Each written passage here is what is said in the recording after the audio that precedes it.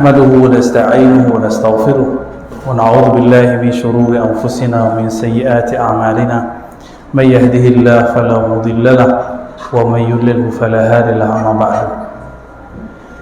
Alhamdulillah, kami baru tiba setengah jam sebelum maghrib, jadi masih narik napas. Kiranya Pak Lurahnya kawan kami sekolah dulu. Ya, alhamdulillah. Pak Khalid, kini Pak Khalid ini. Kiranya bawa rumah di Dakekan Lurah. Alhamdulillah. Dari kemana? Masya Allah. Marhaban para asatis dan yang kami hormati, orang tua kami, uda-uda, uni-uni, ibu-ibu, adik-adik yang tidak bisa disebutkan satu persatu. Barusan kami dari Dumai, jadi roadshow dari Pekanbaru, Duri, Dumai, roadshow kata kawan tuh gagal-gagas teh. Untungnya ada itu tol ya, alhamdulillah, jadi bisa full. Insyaallah kita akan mengkaji karena kini malam nisfu Sya'ban. Apa arti nisfu Sya'ban? Nisfu pertengahan Sya'ban, bulan Sya'ban. Sya'ban, ada imam seorang syekh di Mekah namanya Sayyid Muhammad Alawi Al-Maliki. Itu muridnya orang awak namanya Syekh Yasin Al-Fadani, orang Yaman. Syekh Yasin Al-Fadani itulah guru-gurunya Buya Hanan di Al-Azhar, Syekh Ali Jum'ah. Walaupun dalam politik mungkin ada sedikit perbedaan ya kawan-kawan, Buya Burhan Erlintau itu sama berguru ke situ. Itu Syekh Ali Jum'ah, Syekh Abdul Ba'is Katani yang Alexandria, itu semuanya yaftakhirun bisana di Syekh Yasin. Mereka berbangga, bersyukur menjadi murid Syekh Yasin Al-Fadani, walaupun cuma ketemu beberapa kali di musim haji dan umrah. Jadi beda orang awak khususnya orang Minang, pergi haji, pergi umrah ya cukup ibadah saja. Tapi kalau orang Betawi, orang Lombok, orang Madura, orang Jawa, orang Palembang, kebanyakan Kalimantan, itu kalau ke Mekah nyari Syekh Yasin. Orang dari Maroko, dari Mesir, Aljazair, Hadramaut, terus Suriah, dari India, dari bahkan Afrika Selatan, kalau datang ke Mekah nyari Syekh Yasin. Kami punya guru, salah satu syekh sudah senior tinggal di Jakarta, tapi tamatan Madrasah Tarbiyah Pasya, Abuya Syafrin. Kami mudabbaj, inyo ambil kaji kawa, awal ambil kaji kenyo, sama-sama ambil kaji mudabbaj. Tapi umurnya lah senior, 80-an, 86 kali ke, tinggal di Serengseng, Jawa Barat, Jakarta Barat. Beliau berhikayat, ambo bertanya, Buya, waktu dulu jadi petugas haji tahun 80-an, Buya masih muda, bersobok nak jauh Syekh Yasin Al-Fadani? Bersobok. Saya minta ijazah Buya. Lupa beliau. Ijazah itu, ini kalau ada perbedaan ijazah orang tarikat dengan ijazah ilmu hadis. Kalau ilmu hadis itu meminta ijazah. Kalau tarikat ditampanya awak kalau minta ijazah. Ya, khusus negeri awak. Kalau pengen jadi mursyid, ditendangnya ada surau itu. Tapi kalau ijazah hadis itu diminta, kaji itu meminta. Apa arti ijazah? Izin untuk mengajarkan hadis atau memperoleh hadis. Batulis tuh. Di mana kami faham kalau Syekh Yasin Al-Fadani itu orang hebat, talambe baru tahu 2006 ketika kami mengaji kepada orang Suriah, Syekh Hasan itu murid Syekh Yasin. Bersobok pula orang India hafal Sahih Bukhari, 8 juzuk. Kira-kira Dabur, 8 juzuk hafal, sebab beliau ngajar dari umur 20, cuma Quran Sahih Bukhari. Jadi sudah hafal Sahih Bukhari itu. Orang India, tinggal di kota Hyderabad, namanya Syarif Muhammad Khaja. Beliau mengatakan, saya punya guru, guruku itu berguru kepada orang yang di atas, yang di atasku itu berguru ke Syekh Yasin. Berarti udah generasi ketiga. Itu Syekh Khaja. Di situ kami bertanya, mana huwa Syekh Yasin? Bertanyalah kami ke kawan orang Betawi, siapa Syekh Yasin itu?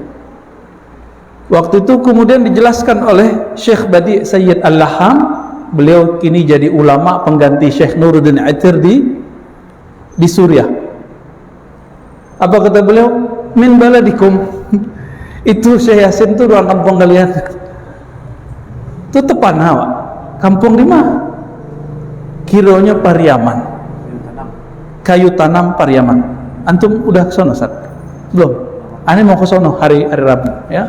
Jadi insyaallah kami hari Rabu datang ke pesantren ringan-ringan, berkunjung, nanti mau lihat kayu tanam tuh kayak gimana. Insya Allah pengen tahu. Jadi baru sadar 2006 Lata Lambe, kini 2021. Jadi semenjak 2006 sampai 2021 kami memburu silsilah dan ijazah hadis dari murid-murid Syekh Yasin, kawan-kawan Syekh Yasin. Alhamdulillah banyak nama sebab guru orang Yaman, namanya Syekh Muhammad Abdul Rabb An-Nazari, tinggal di Dubai. Itu beliau ahli hadis, ahli fikih, ya, tamat Madinah dan Mekah. Apa kata beliau? Syekhi Syekh Yasin Al-Fadani, guruku Syekh Yasin orang Padang. Teparangah, Pak. Dan beliau mursyid satu tarekat namanya Tarekat Syadzaliyah Al-Alawiyah. Kalau kita di Siko baca kitab selawat, cuma kitab selawat di awak lah horor, menakutkan, dibaca ketika orang meninggal. Padahal kitab selawat itu wiridan kiai-kiai di Jawa. Masih ingat tahun-tahun sebelum itu ada kiai namanya Maimun Zubair. Itu amalan beliau. Kiai Maimun Zubair, murid Syekh Yasin Al-Fadani. Beliau mengatakan Syekhi Syekh Yasin Al-Fadani. Dan yang paling lucu, waktu ke Dumai petang, Basobojo, seorang kiai dari Jawa, tinggal di Dumai, merantau, tamatan Azhar, umur 50-an. Badannya bentuk apa? Bentuk atuk badannya, namanya Kiai Afifi Rahmat LC. Apa kata beliau? Syekhi Maimun Zubair qala an syekhi Muhammad Yasin Al-Fadani. Jadi beliau menghikayatkan kalam-kalam dari Syekh Yasin lewat Maimun Zubair, mengatakan itu guru dari guruku. Tapi orang awak tidak sadar-sadar. Ya. Kini lagi tren misalnya. Alhamdulillah kita sudah dari Kepung, ya. Dulu tidak ada sekolah di Kota Tengah, kini beras sekolah, Pak. Beras sekolah di Kepung ini 7 tambah sekolahan cek. Alhamdulillah ada Quran, ada semua Islam ya. Alhamdulillah. Entah mimpi apa kita dulu kan dikepung oleh sekolah-sekolah keislaman. Kalau itu sekolah Quran, besok Quran itu ada ijazahnya, dan ijazah itu dikumpulkan oleh Syekh Yasin dan murid-murid Syekh Yasin. Kalau di Jeddah, orang Suria tinggal di Jeddah, namanya Syekh Aiman Suwaid. Itu terbaiklah untuk kepakaran melafazkan. Kami baru bosobok je muridnya, sudah baca Fatihah 3 kali nalallah sallallahu. Tiba di siratal ladzina an'amta alaihim. Kita kan berhenti kan? Wasil. Baru sebab muridnya. Jadi kesalahannya di situ, berhenti di alaihim. Apa sebab? Kiranya Al-Quran kita ada yang tidak dibaca oleh orang. Ada tulisan di situ. Iko adalah Quran riwayat Imam Hafs dari gurunya Imam Asim. Imam Asim itu punya qiraat namanya qiraat Asim. Jadi kok diriwayatkan, ada periwayatnya, ada ijazahnya. Dan yang paling kita kaget, guru kita di Pailanse Suratobe atau Abuya Dahnar, ya kita boleh sebut beliau Abuya Syekh Dahnar. Yang orang kampung mungkin tahunya beliau guru ngaji, tapi orang nggak tahu silsilah beliau kemah. Masih hidup, alhamdulillah masih hidup. Kalau sempat kita berkunjung nanti ya. Jadi kami menelusuri itu. Yang masih hidup kita kunjungi, yang meninggal kita lihat sanadnya, tahunnya. Nah, besok kami pun mau ziarah dan berkunjung ke yang masih hidup insyaallah. Memburu sanad sebenarnya. Memburu sejarah yang hilang. Abu Yadahnar mambi' Al-Qur'an qiraah sab'ah. Dulu kan orang-orang Kota Lompek ngaji ke situ. 3 generasi. 3 generasi bayangkan. Dari generasi orang kayak kami, ya kan ke situ ngaji. Beliau mambi' dari Syekh Abdul Malik di Kota Tongah Batu Ampah. Kota Tongah aja namanya. Batu Ampah ada surau pas kelok.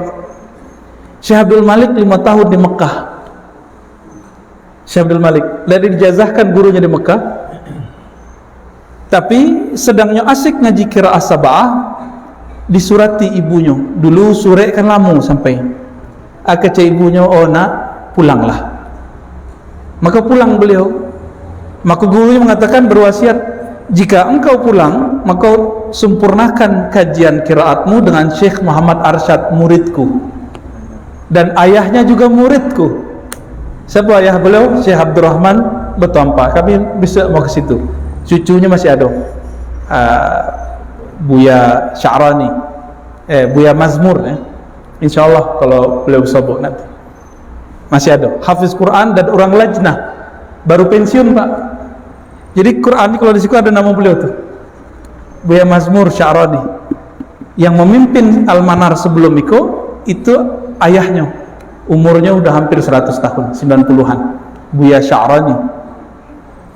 Jadi Buya Dahnar, orang menyebutnya apa?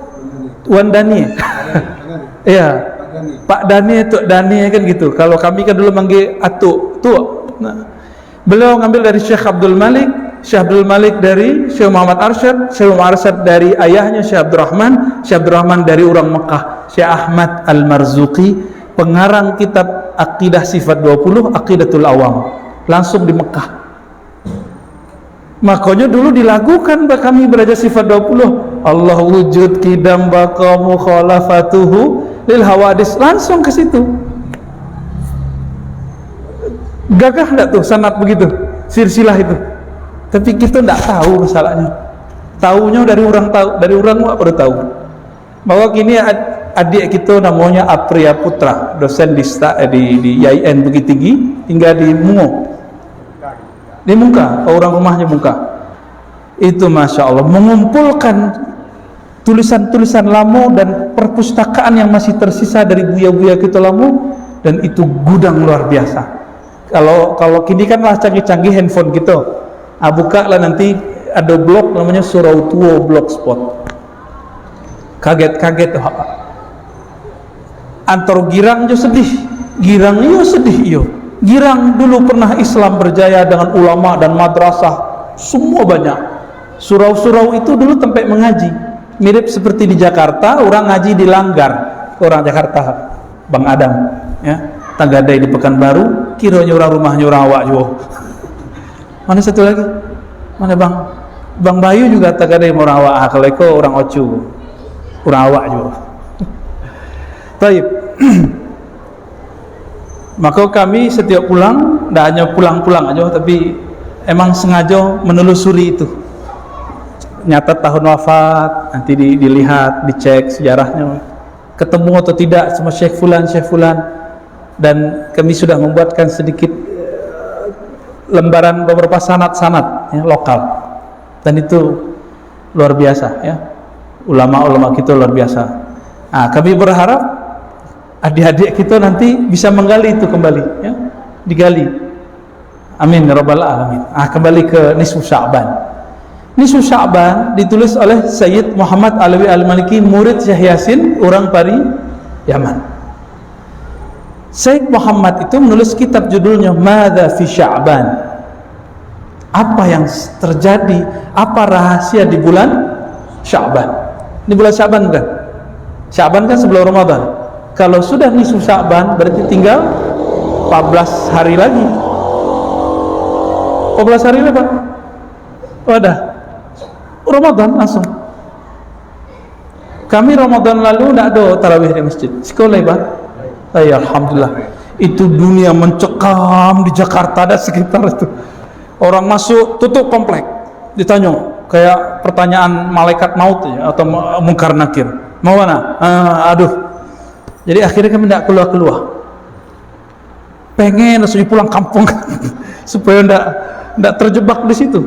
Kira di kampung orang biasa ya, zona hijau. Alhamdulillah, tidak ada masker kan, nikmat tuh. Payah pakai masker. Payah kena kaloid di samping kan, kalau kena masker gili-gili. Di bulan Sya'ban kini itu lebih spesial, ya. Sebab spesialnya itu kita baru melewati, bahkan sedang beradaptasi dengan pandemi, ya. Itu spesialnya. Dulu bulan Sya'ban itu bulan ajaib di zaman Rasulullah. Kok bulan ajaib? Kiblat dipindah, pasti yang sering haji umroh, kiblat dipindah itu pertengahan nisfu Sya'ban. Tadi siang. Ya. Masjid apa namanya? Qiblatain. Dari Masjidil Aqsa dipindahkan. Maka dua kiblat di situ. Tapi sholat di situ bukan satu yang spesial. Yang spesial cuma sejarahnya. Turun ayat itu. Apa yang terjadi di bulan Sya'ban? Jadi kiblat kita itu ulang tahun malam kini. Ulang tahun kiblat itu. Jadi boleh disebut milad kiblatina. Milad hari lahirnya kiblat kita. Pembeda abadi antara ahlu kitab dan Nabi kan nggak suka dengan tasyabuh, menyerupai ahlu kitab kan nggak suka. Nabi menghormati milad beliau, lahir beliau dengan berpuasa. Ya, tapi kita kan tidak perlu puasa lah ya. Untuk hari milad, memang kita siapa? Ya, dimiladkan. Baik. Lalu Nabi mengatakan, Innallaha la yattali'u fi lailatin nisf min Sya'ban. Hadis itu hasan, ada di Tirmizi, ada di Ibnu Majah, Ahmad, dengan riwayat yang sedikit berbeda-beda tapi maknanya sama. Sesungguhnya Allah menilik kan cocok untuk bahasa orang kampung, Pak. Menilik, memandang, memperhatikan pada malam nisfu Sya'ban.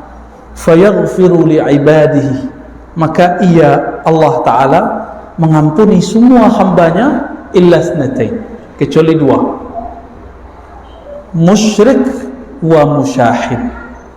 Orang yang musyrik, baik musyrik yang jali, yang jelas, ataupun yang khafi, yang tersembunyi. Syirik ya, termasuk percaya ke macam-macam benda ya, syirik ria, tidak diampuni. Wa musyahin itu orang yang menyimpan perselisihan dan dendam. Makanya di wilayah tempat-tempat ahlu sunnah berkembang, bahkan di Hadramaut, di Mesir nggak tahu ini Sya'ban ramai nggak baca apa tuh Bu Yahana? Makan, tapi ada zikiran misalnya. Ya. Khusus negeri kita Nusantara itu ulamanya memilih kira-kira ayat yang isinya membebaskan kita dari kemusyrikan apa? Nah mereka mengatakan Yasin, maka dipilih surat Yasin. Jadi Yasin itu simbol dari ayat tauhid. Kami bertanya kepada guru-guru kita yang tua-tua di Jawa ya, itu ayat tauhid, maka dibaca. Ya kalau 3 kali itu kan makanan awam, kalau kiai 40 kali.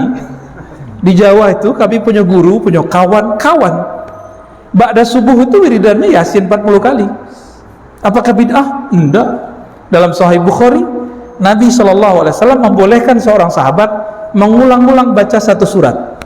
Maka Imam Nawawi nulis kitab Al-Azkar, ada satu bab kebolehan tardidul ayah, tikrarul ayah, mengulang-ulang satu ayat, satu surat menjadi wirid dan zikir. Jadi wirid bahasa Arab itu hanya zikir yang diulang. Wirid di kampung awak artinya pengajian rutin yang disebut wirid. Bolehlah ya, cocok logi. Jadi apa yang terjadi malam Sya'ban kini kok? Mulai dari tadi terbenam matahari, Allah menilai kolbu. Dilihat kolbu. Adakah kemusyrikan kepada obat, kemusyrikan kepada jimat, kemusyrikan kepada kubur, kemusyrikan kepada macam-macam? Maka kalau ada kemusyrikan, Allah tidak ampuni. Orang bau baca bismillah, musyrik nak? Tidak. Tapi ketika dia meyakini ube yang menyembuhkan, musyrik, tidak dapat ampunan. Gitu. Jadi kemusyrikan itu enggak hanya masalah jimat enggak jimat, kubur enggak kubur. Orang berobat bisa musyrik. Karena yang meyakini ada kekuatan selain Allah yang menyembuhkan. Tapi makanya dibatalkan dengan baca bismillah. Bahkan guru-guru kita di Suriah itu lebih ketat. Ya, Syekh Taufik Al-Buti punya ayah Muhammad Sair Ramadan Al-Buti. Kami berguru ke anaknya. Kata beliau, siapa yang meyakini nasi yang mengenyangkan, obat yang menyembuhkan, musyrik, tapi tersembunyi. Bayar tak tuh? Tidak diampuni Allah. Nah, maka cara membersihkannya, ulama kita dari dulu, setelah yasinan, baca la ilaha illallah. Itu rahasianya sebenarnya. Oh, cocok logi? Enggak. Ulama itu kan mengumpulkan riwayat-riwayat yang bercabang-cabang, lalu dikumpulkan, dihadiahkan untuk umat. Jadi rukun 3 boleh. Sholat itu kan kumpulan hadis-hadis, ya kan? Kalau tidak dikumpulkan hadis, itu sholat berantakan, pasti berantakan. Karena tidak ada hadis yang detail dari awal sampai akhir lengkap. Misalnya subuh 2 rakaat ada, tapi zuhur tidak ada. Dikumpulkan ulama, muncullah namanya rukun 3 boleh. Boleh ngaji rukun 3 boleh? Wajib, bukan boleh. Wajib. Kalau dengan itu mengerti sholat, wajib. Ya. Tapi kalau di Muhammadiyah disebut tuntunan. Ya sama barangnya cie aja tuh. Ya, ittiba bahasa Arabnya. Ya, huwa. Ya, tidak masalah sebenarnya, itu perbedaan istilah. Tapi malam kini ada orang yang anti dan tidak faham dengan persoalan itu, malahnya menyebarkan permusuhan. Orang baca Yasin disebutnya ahli bid'ah. Cari musuh enggak? Musyahin. Tidak diampuni orang itu. Dan yang dimusuhi dendam. Apa jatuh sok pintar. Baru temat Timur Tengah lah sok salahnya. Sama itu. Tidak diampuni. Jadi baik yang menuduh ataupun yang dituduh, yang menyindir, yang disindir harus melepaskan semua kebencian. Itu yang disebut musyahin. Musyahin orang yang menyimpan kebencian di hati. Ya ada benci awak kurang, ya nak? Kan ya ada. Betul. Ngaku lah. Iya. Awak kesal juga. Terbayangnya wajahnya kesal. Akhirnya malam kini lepaskan. Baca istighfar, astagfirullah, ya Allah, tolong lepaskan kebencian kepada si fulan, si anu. Yang aku sadari, tidak aku sadari. Kira-kira kalau orang mengamalkan rahasia di Sya'ban, masuk Ramadan, bersih gak hatinya? Itulah kok boleh meminta maaf malam nisfu Sya'ban, mau lewat mulut ataupun WA. Tidak bid'ah. Yang bid'ah itu kalau menganggap malam nisfu Sya'ban itu awak harus maaf-maafan. Jadi maaf-maafan ini cuma malam nisfu Sya'ban, itu baru bid'ah. Emang di luar yang lain enggak gitu. Itu kan aneh. Satu kali dalam hadis yang sahih Imam Muslim, Abu Hurairah pengajian Abu Hurairah itu setiap malam Jumat.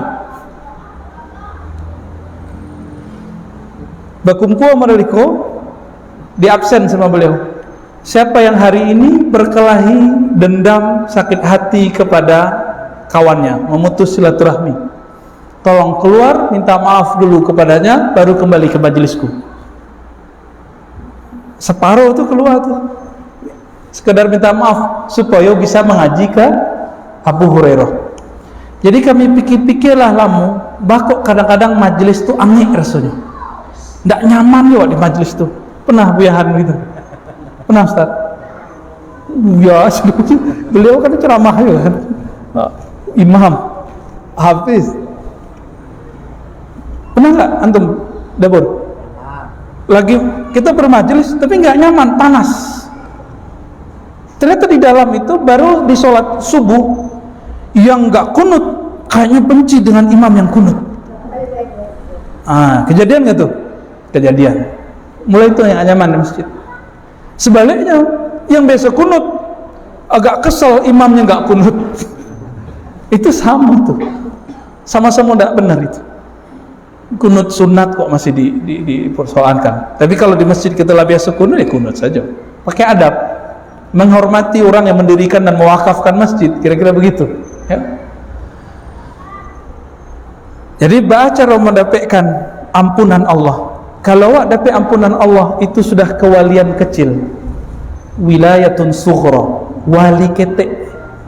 Lah jadi kekasih Allah, wak.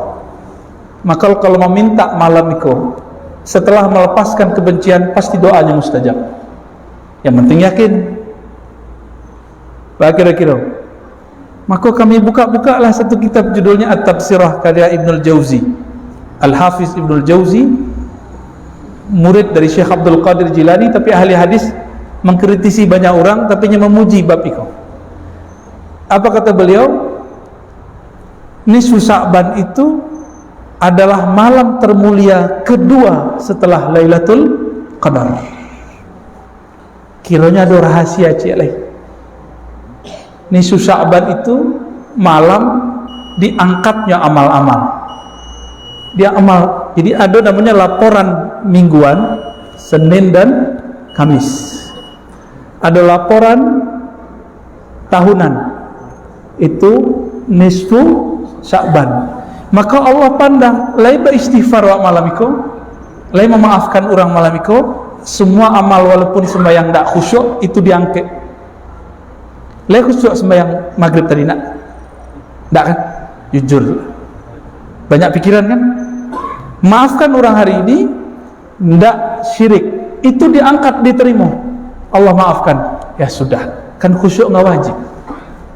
Ya, jadi Allah maafkan. Kira-kira, les siap membuang dendam? Maka kita niatkan malam kini, Bismillah, ya Allah, jika ada rasa dendam, kebencian di hatiku, tolong cabut, tolong lepaskan ya Allah. Begitu juga jika ada orang merasa dendam kepadaku, ya Allah, tolong berikan kerelaan di dalam hatinya. Amin ya rabbal alamin. Lah, apa enggak?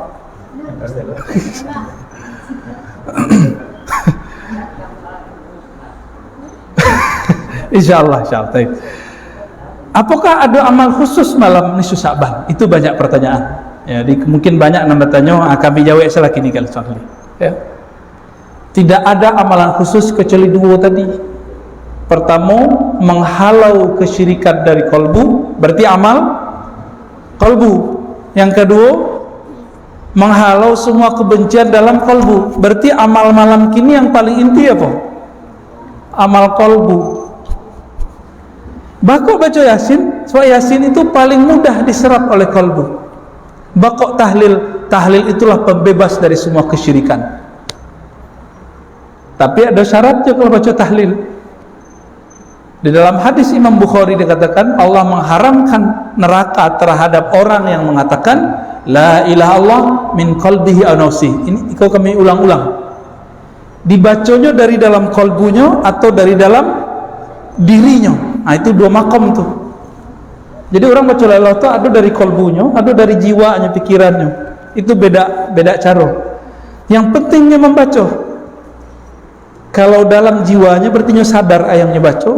kalau dalam kalbunya merasakan rahasia kalimah yang dia baca. Itulah yang didapat dalam talqin zikir ulama-ulama ahli zikir. Kalau ingin mendapatkan rasa itu harus diambil dari ahlinya. So ahlinya itu ngambil dari gurunya yang bersambung kepada Rasulullah. Itu tidak bisa dibaca dari buku. Di buku ditulis 1000 kalimat khusyuk, kita baca tidak jadi khusyuk. Ya tak? Khusyuk itu rasa yang ada di kalbu seorang hamba Allah yang kemudian ini ajarkan rasa itu kepada muridnya.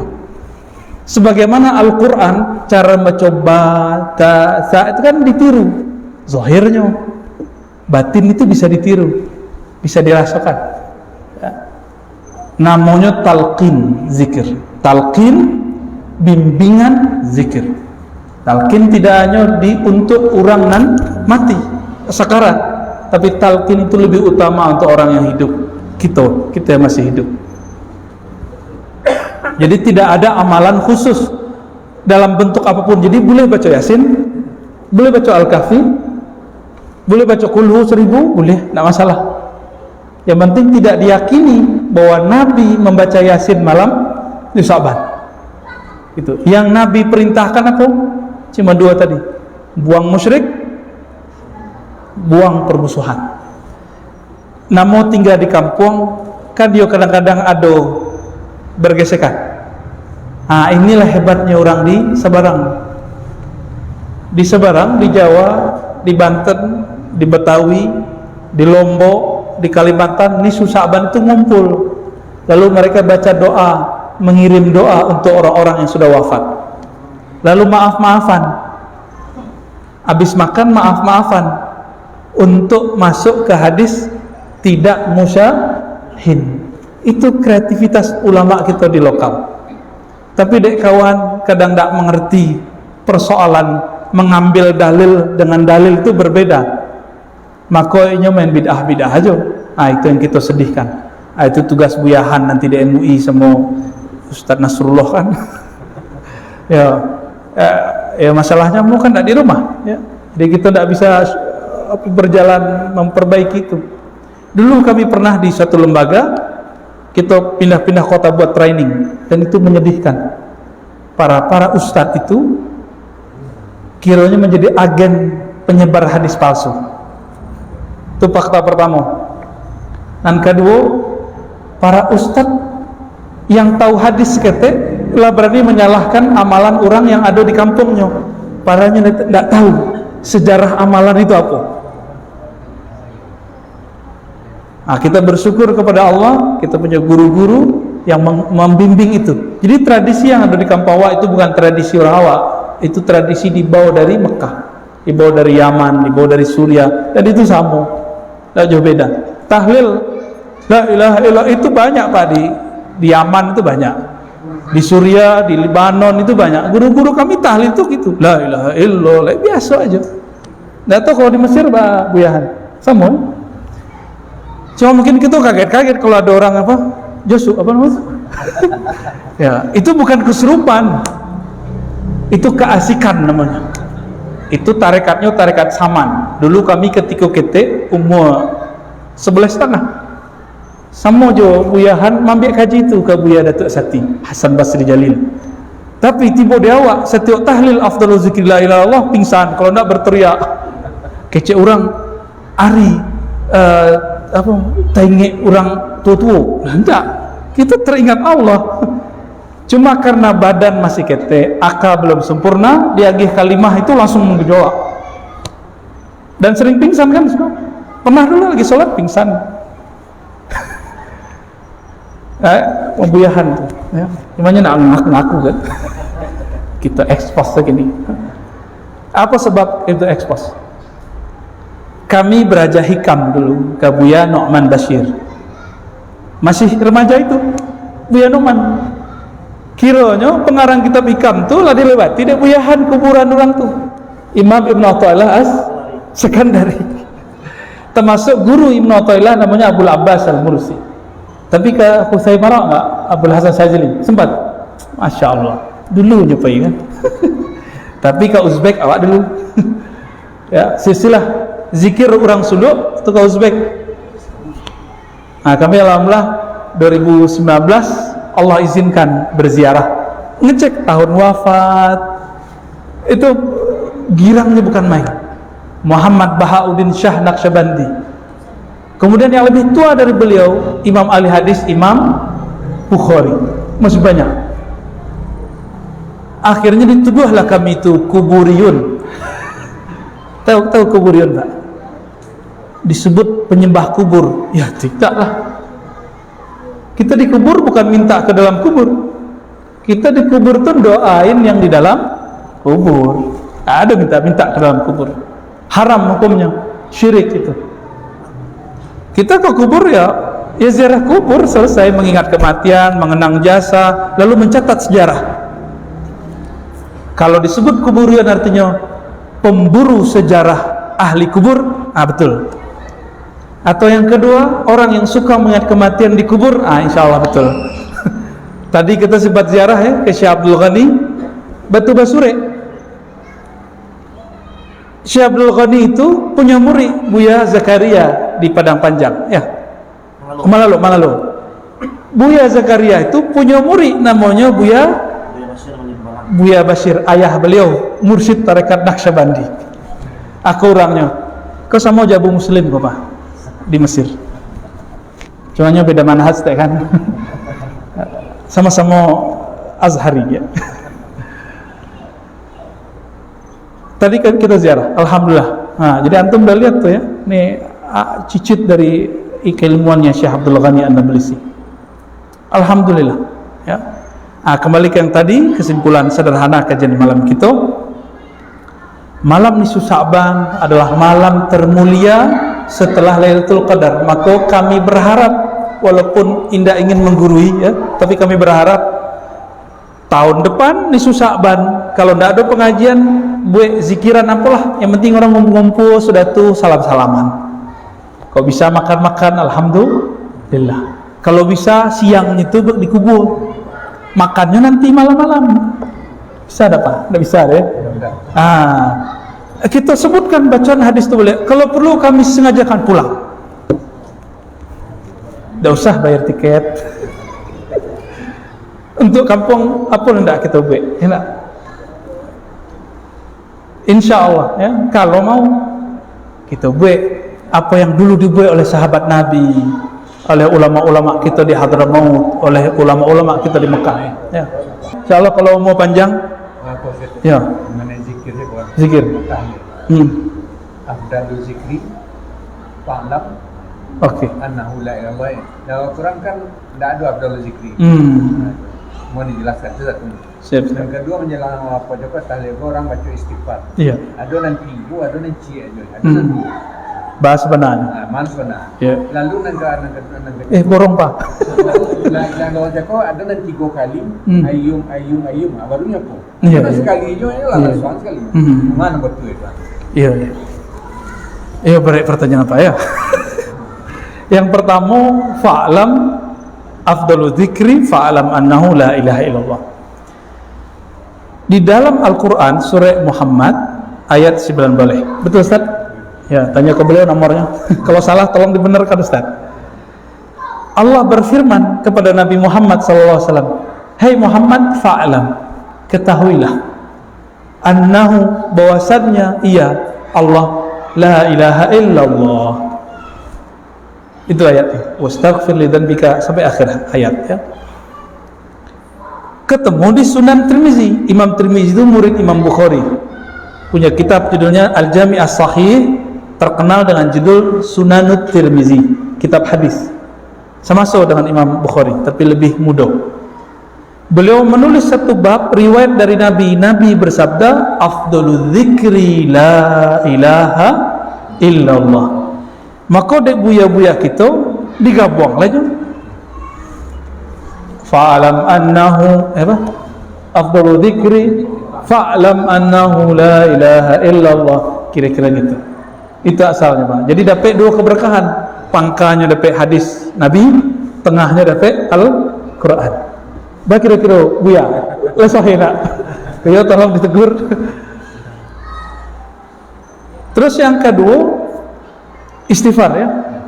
Istighfarnya sekali, 3 kali itu barang. Istighfar itu sama jo galeh kumuh. Kalau kumuhnya cuma bekas diminum, disiram seketek lah jadi itu. Itulah istighfar. Tapi kalau nyoba minyak ke dalam, makan cincang siang tadi, ayo bakoruak ke dalam. Itulah 3 kali, bisa 7 kali. Jadi si pemimpin zikir konya sedang merasa-rasakan hatinya. Kira-kira lah pas belum masuknya. So la ilaha illallah kan kemasuk ke dalam kalbu. Iza zukirallah wajilat qulubuhum, disebut nama Allah bergetar. Kalau tidak bergetar berarti istighfarnya belum oke. Dirasa-rasa coba. Kok mungkin kalau Ustaz Nasrullah 7 ya? Mungkin lebih. Ngamuk Ustaz Nasrullah. Bertanya orang kepada Imam Al-Qushairi, dan Imam Qushairi meriwayatkan dari gurunya tentang apakah yang lebih afdal, istighfar atau la ilaha illallah. Itu sering kami sampaikan. Lalu dijawab oleh beliau, jika kainmu kotor, langsung engkau pakai atau engkau bersihkan terlebih dahulu. Kecek muridnya, kita bersihkan dulu wahai tuan guru, tuan syekh. Itulah istighfar. Baru lemak makainya, ya. Jadi zikir itu bisa jadi pakaian. Jadi pakaian zikir itu. Jadi pakaian nan bagus-bagus itu tidak ada hasilnya kalau tidak ada kalimah la ilaha illallah. Yang ketiga apa? Tiga kali dulu la ilaha illallah, baru Hayyu qayyum hayyun. Gitu. Ada beberapa panduan zikir. Afdalul dzikri la ilaha illallah. Lalu orang-orang membaca hayyun baqin, hayyun mawjud, macam-macam ya. Yang inti itu dikata hayyun itu. Nabi SAW sering mengatakan ya hayyu ya qayyum. Maka Imam Al-Kattani mengatakan, siapa yang hatinya keras maka bacalah ya hayyu ya qayyum. Jadi hati nan tuli yang pokak ya, ketika istighfar, setelah istighfar dijagoninya hayy bakin, gitu rahasianya. Jadi hayy itu dari dalam hayy. Coba ha. Yang pakar Mahorid itu beliau baca ha dari dalam enggak Ustaz? Kalau kita betul baca nama ha itu dari dalam, itu langsung merinding. Itu nama Allah. Hayy qayyum. Ya hayy qayyum. Maka salah satu doa yang ada di situ ayat kursi atau ayat kedua dari Ali Imran dibacakan kepada orang kesurupan, cepat sembuhnya. Sebab ada hayyu qayyum. Itu rahasianya. Maka ayat kursi bisa menyembuhkan. Kata ada lafaz hayy. Maka thariqah tertinggi dalam islah qalbu, memperbaiki qalbu adalah thariqah Quran. So di situ ada makharij yang benar. Masalahnya orang awak nama beraja makharij, namanya beraja irama aja. Padahal sebelum irama, lu tanya Kak Uni Afrisa kan beraja makharij dulu. Kini orang mau irama langsung, mau beraja makharij. Jadi orang rajin makharij betul, nggak akan kesurupan, dijamin. Sebab saraf-saraf di dalam itu akan menendang apapun yang masuk. Hai, bismillah, habis ada itu, habis adanya. Jadi kalau mau anak kita aman, ajarkan itu. Fatihah cukup, apalagi bisa ayat kursi. Kira-kira gitu Pak. Itu rahasia hayy. Adapun hayyun baqin, hayyun mawjud itu pilihan. Sebenarnya yang penting itu hayyun gitu, atau hayyun qayyum. Kalau kami memilih kalimat hayyun qayyum.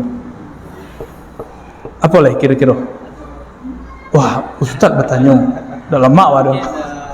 Ustaz lah banyak lah. Aku tertarik di sejarah tadi. Dan sempat bertanya ketika umrah.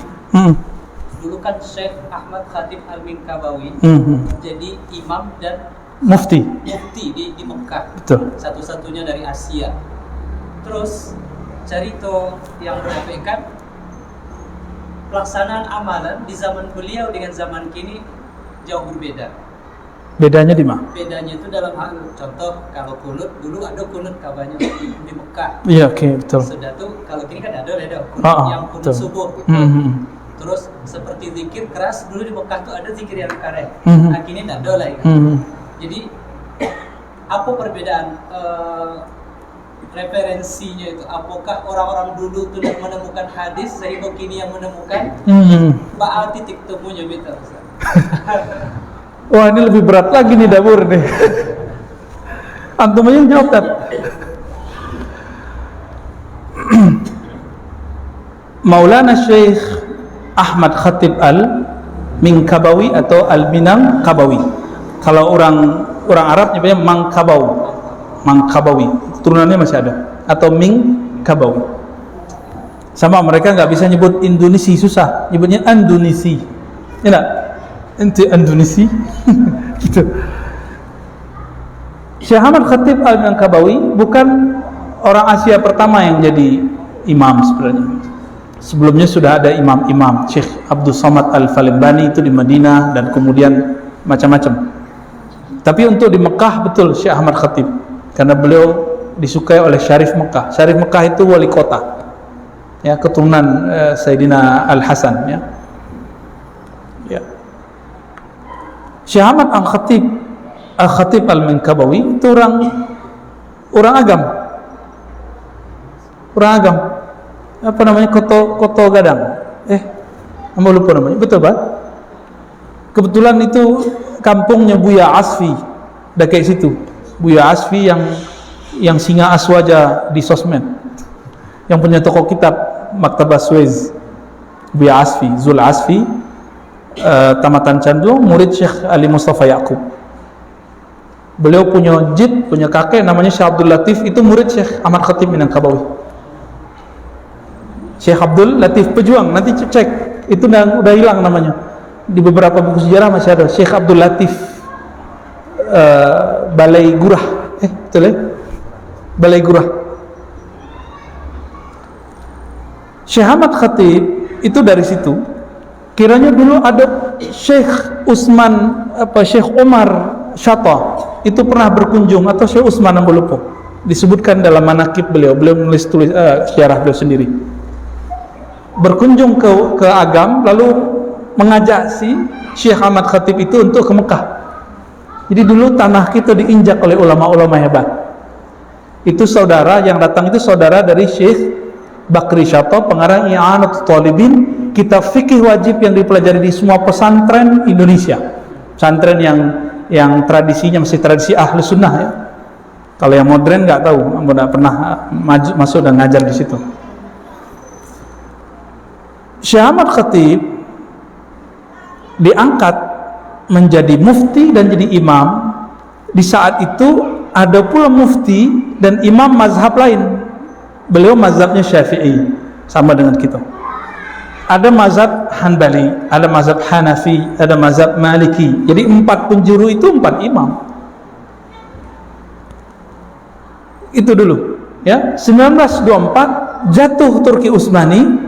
Sebelum 1924 itu Hijaz sempat bertahan cuma setahun 2 tahun, kekuasaan Mamlakah Al-Hashimiyah. Tapi nggak ditulis sejarah yang ada di Indonesia. Kalau di Barat ditulis. Orientalis itu nulis sejarah itu, ya, antara percaya dan enggak, ya. Baru kemudian terbangun negara Saudi itu Al Saud, itu sudah jatuh bangun dan itu kebangkitan yang ketiga kali. Jadi bangkit dihadang oleh Turki Utsmani, bangkit dihadang Turki Utsmani. Yang terakhir 1924 Turki Utsmani hancur oleh Kemal Atatürk. Maka orang ulama nggak nyebut Atatürk, Adu Turk. Kemal musuhnya Turki. Iya, adu Turki, musuh Turki, bukan pahlawan Turki bagi ulama, ya. Tapi jangan coba-coba ngomong begitu di Turki, bisa nggak pulang-pulang, ya. Turki jatuh, keluarga Saud generasi ketiga kemudian mencoba ekspansi ke Mekah dan berhasil. 1924 Syekh Ahmad Khatib sudah meninggal, ya. Waktu itu yang menggantikan gurunya. Nah, ini uniknya, Gurunya namanya Syekh Nawawi Al-Bantani, Syekh Nawawi Banten. Jadi itu guru menggantikan murid, unik kata. Jadi silsilah kalau kita baca sanad ilmu beliau itu dari Syekh Nawawi. Jadi Syekh Ahmad Khatib ngambil Syekh Nawawi, Syekh Ahmad Khatib ngambil dari Bakri Syata, begitu. Tapi setelah beliau meninggal, yang menggantikan gurunya. Karena Syekh Nawawi Al-Bantani orang Banten, beliau disebut dengan apa istilahnya, Musnidul Hijaz ya, ahli sanad Hijaz, ulama ahli sanad Hijaz. Jadi semenjak 1940 Ustaz, berubah tradisi sampai kini.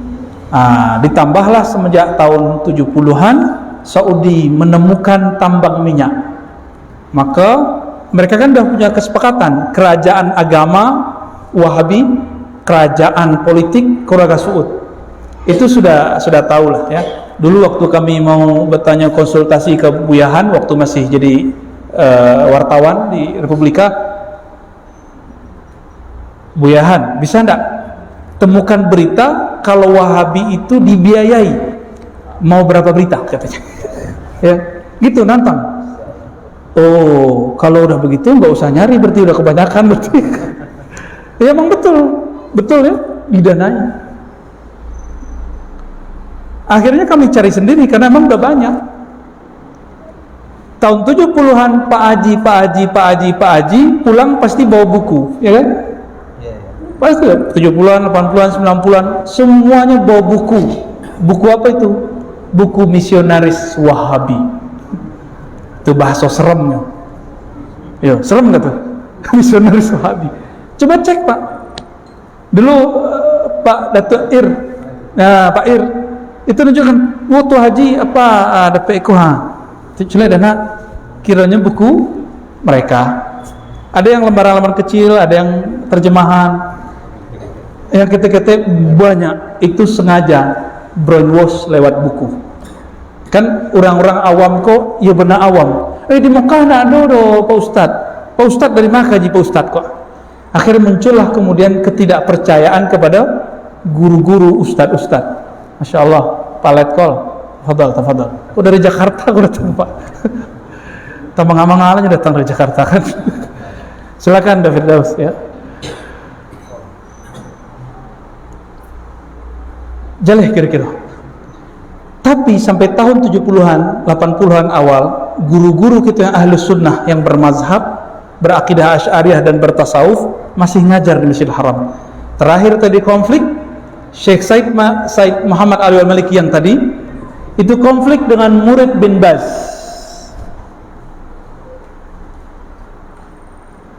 Murid bin Baz dan Syekh bin Baz itu polemik, akhirnya beliau tidak boleh ngajar di Mekah. Ada video terakhir beliau lagi di Mekah ngajar di Masjidil Haram. Maka beliau pindah ke satu tempat namanya kini Rusaifah. Kini muridnya di Muadi Muhammad ya. Kini anaknya Said Ahmad. Kami pernah ke situ berkunjung mendengarkan kajian beliau. Seberangnya ada Syekh Muhammad bin Ismail Zain, guru beliau. Antum waktu sana dikasih buku banyak ya. Jadi kalau Buyahan datang ke situ itu dihormati. Oh Azhari dikasih buku tuh. Tapi kalau Ciputati Jakarta Betawi nak laku. Tidak laku ada.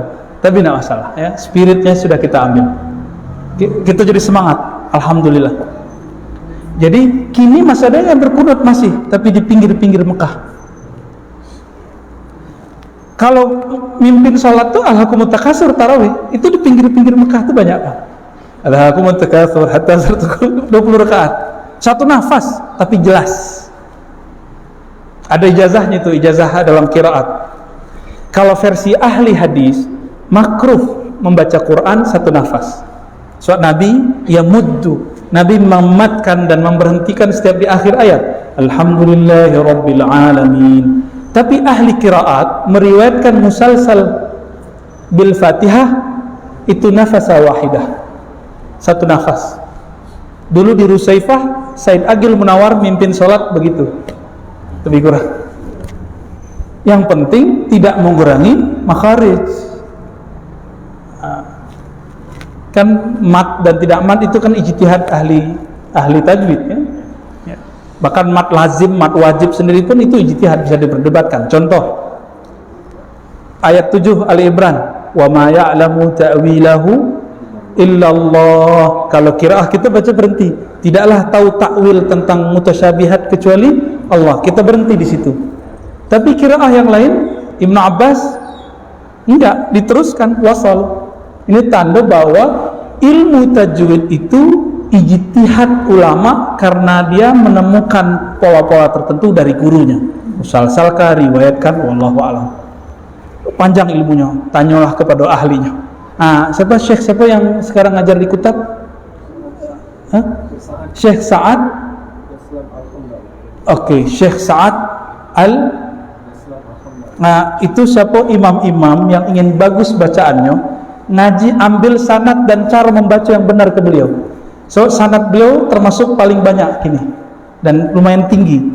Jadi silsilah itu tambah pendek, tambah berkelas. Syekh Sa'ad ya, balik salami ilaih. Ya. Khalas, dah. Ku apa baca itu gua janjian. Ya. Silakan, Ma.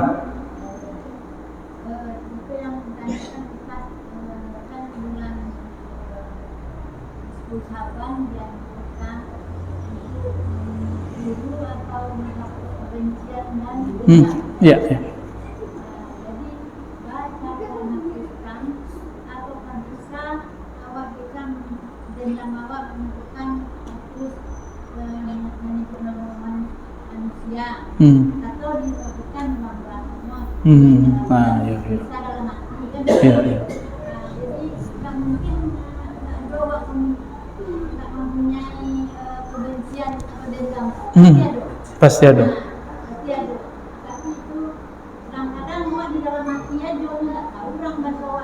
Benci kinyau.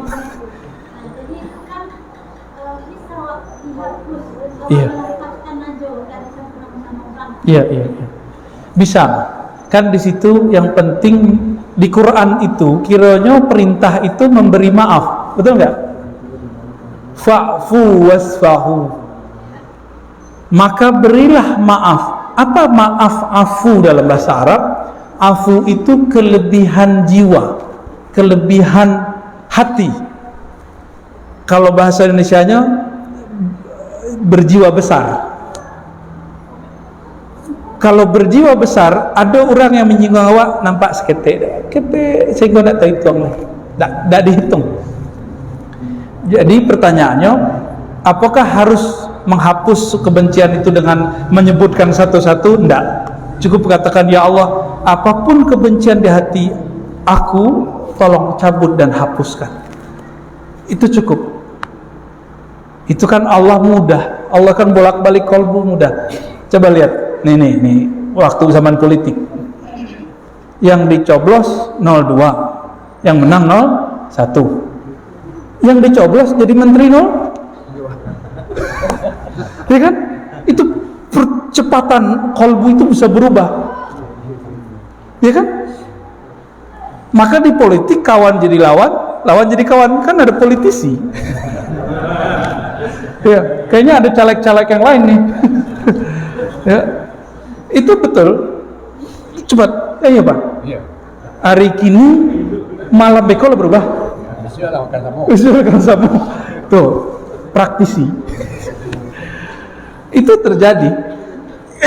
Politik itu dimanapun ada akan memecah. Dimanapun ada akan memecah. Masuk ke masjid, mecah masjid. Ustaz, masjid harus berpolitik. Bukan, Islam mengajarkan berpolitik, tapi masjid tidak mesti berpolitik. Dua hal yang berbeda. Dulu Nabi membicarakan politik di masjid. Dulu kan tuanya Nabi di masjid. Kini kan tuanya lado DPR. Lado kan tuh cabang, kan tuh ranting. Situlah, obrolkan di situ atau di ruang-ruang lain. Masjid milik kita bersama. Pasti beda-beda pilihan kan? Jangan-jangan ada yang nggak milih beliau tuh, milih diri sendiri gitu. Jadi boleh kita umumkan saja. Tidak usah disebut satu persatu. Letih lah awak nyebut cici kan. Nah. Dendam cerai Pak. Ih, bahasa ustaz kali. Terjadi. Bahwa tapi ini orang minta maaf, orang nak pun memaafkan. Kalau batalun tahu Awak minta maaf, tidak dimaafkan. Yang tidak memaafkan itu dapat dosa. Sebab perintah Al-Quran wa'fu, berilah maaf. Allah itu memaafkan orang setiap hari meskipun mereka berkhianat setiap hari. Leh sehebat awak, sagagah awak sehingga awak nak memaafkan orang. Leh ada orang yang sehebat Allah pemberiannya, kemudian Allah dikhianati, orang tu minta maaf, minta ampun, Allah maafkan. Leh ada nama dari itu? Kan tak ada. Maka istahyu minallah, malulah kepada Allah, takhallaqu bi akhlaqillah, tirulah sifat dan sikapnya Allah kepada hambanya. Nah, kita sih tiru, kalau malu kepada anak godang kepala kan. Ya, jadi untuk saudara-saudara kami, orang tua kami, namun hidup berkampung kan ya ada.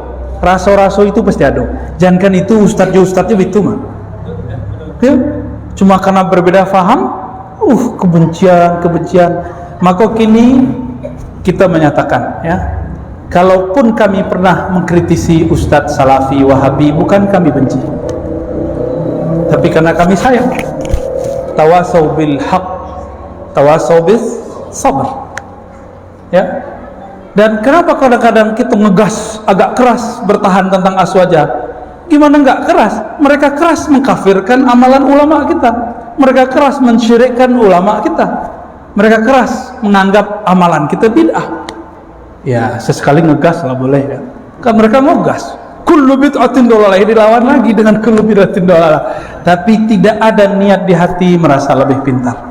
Tidak ada niat di hati merasa ingin mengalahkan, atau ada kebencian. Wallahi demi Allah, kami tidak ada kebencian kepada siapapun. Alhamdulillah. Mungkin kami pernah membuat orang benci, tolong dimaafkan. Ya, termasuk kami dulu di kampung, kok ada rantiang patah dari kami, kok ada buah rambutan dan pulasan, buah pulasan yang ambil, kali dimaafkan. Duyan beliau kan, kira-kira begitu, ya. Loh, apa Pak? Apa tuh? Makanya Silakan.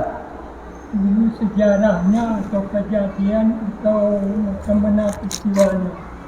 Seseorang yang membunuh orang 100. sampai 99, 99 sampai 100. Jadi sebanyak itu orang yang dibunuhnya, tenang aja semua orang dengan dia. Macam mana sejarah? Siap. Sehingga sampai datang malaikat Menyelamatkannya. mengadilinya. Itu kami. Bapak nggak bunuh orang kan? Aman deh, aman. Siap. Oke, baik. Beliau pensiunan tentara. Oh, berarti berdekatan dengan darah itu Pak. Alhamdulillah. Marhaban Pak, selamat datang. Alhamdulillah. Nanti ambil kaji ke guru kita, Buya Kasril. Belum jelas. Nanti ambo kasih tahu ya. Tuh murid di samping. Kisah mengenai orang yang membunuh 99 orang, tapi di hatinya pengen tobat. Lalu orang itu mencari ahli agama. Ketemulah ahli agama, tapi ahli agama yang zahir, hukum zahir, hukum hitam putih. Kamu bunuh orang, kamu dikisos. Dikisos berarti dibunuh lagi. Hukum hitam putih. Salah, neraka gitu. Kira-kira kalau Algojo pembunuh 99 orang, itu dia bunuh 9 orang cukup pisau dilempar set. Ya kayak film-film Cina itu. Ya, satu gerakan mati. Itu hobinya. Kami dulu baca komiknya Buyahan. Dia jago buat komik itu dulu. Gorok dalam sesaat. Ganas juga imajinasinya Buyahan dulu ya. Akhirnya karena si Syekh ngomong, ente ahlun nar, kamu ini pasti masuk neraka. Dibacain ayat di dalam Taurat, persis seperti dalam surah Al-Maidah. Akhirnya pedangnya langsung loyang, susut mati.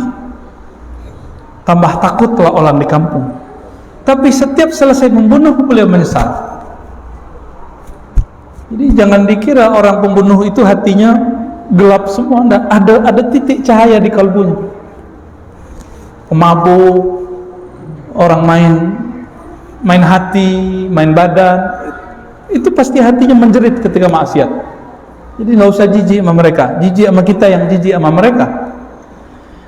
Kemudian terdengarlah di ujung kampung ada seorang yang tidak terkenal, wali Allah, sangat penyayang kepada makhluk. Maka datanglah dia ngadu, Tuan Syekh, kata orang, engkau wali Allah, saya sudah bunuh 100 orang, yang 100-nya ulama besar di kota. Apakah masih bisa kembali kepada Allah? Kembali bahasa Arabnya tobat. Apakah masih bisa diterima oleh Allah? Apa jawaban sang wali Allah? Siapa yang melarangmu tobat kepada Allah? Siapa yang melarangmu kembali kepada Allah? Pintu mana yang menutupmu dari Allah? Nangis dia, Pak. Merinding dia dikatakan begitu. Tapi diambil tangannya oleh Syekh, ada satu syarat, hai anak muda. Tinggalkan kampung dulu kamu jahat, kampung dulu kamu nakal. Itu kan bunuh baru satu dosa, belum dosa zina, dosa maling, dosa bakar rumah orang. Itu baru satu dosa yang disebutkan. Kalkulasi 100 orang dibunuh. Apa kata sang guru? Guru memandang di kolbunya ada satu titik cahaya kesadaran. Keluarlah engkau dari komunitasmu, kampungmu, grupmu, pergi ke kampung orang soleh di belakang bukit sana. Kira-kira begitu ilustrasinya. Di tengah perjalanan, belum sampai setengah jalan, malaikat maut gregetan. Jadi malaikat maut itu setiap hari, Pak, itu sejengkal matanya, Pak, sama kita. Dia kedip mati. Dia kedip mati, gitu aja tuh. Ada 1000 sejuta orang satu kediban mati setiap hari.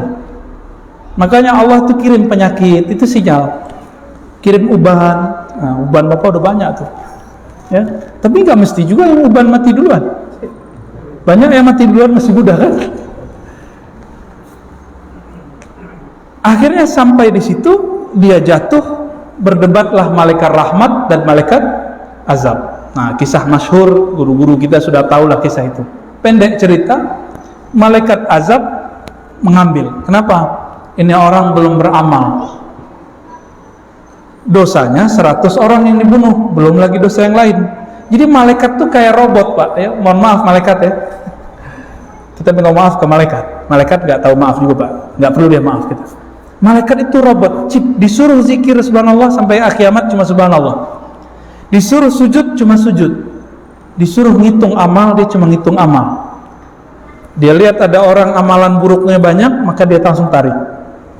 Tapi datang malaikat rahmat, dihitung, kalah, Pak, malaikat rahmat kalah. Tapi Allah di saat malaikat rahmat mau menghitung, Allah pendekkan bumi ke tempat bumi yang baik. Allah jauhkan bumi, tanah itu dari kampung yang lama. Maka tobatnya diterima cuma karena menang satu langkah. Satu langkah, plek, gitu. Apa kata malaikat rahmat? Saya menang, saya tarik. Tobatnya diterima. Jadi persoalan maksiat, tobat itu rahasia Allah. Maka dengan hadis ini haram membenci pemaksiat. Kita benci maksiatnya saja. Ya. Koruptor tidak boleh dibenci, korupsinya kita benci, adili. Karena perbuatannya nempel di badannya, ya kita adili dengan badan-badannya. Kira-kira gitu, Pak, ya. Jadi semoga kita jadi orang-orang yang sebelum nafas terakhir diambil oleh Allah, kita bertobat kepada Allah dan tobat kita diterima. Amin ya rabbal alamin. Mohon maaf kalau ada kalam-kalam nanda patut, kalau ada akhlak nanda sopan, ya semoga ada pintu maaf terbuka, ya. Bapak Ibu, lain maaf. Sama memaafkan kiri kanannya dalam hati saja, ya.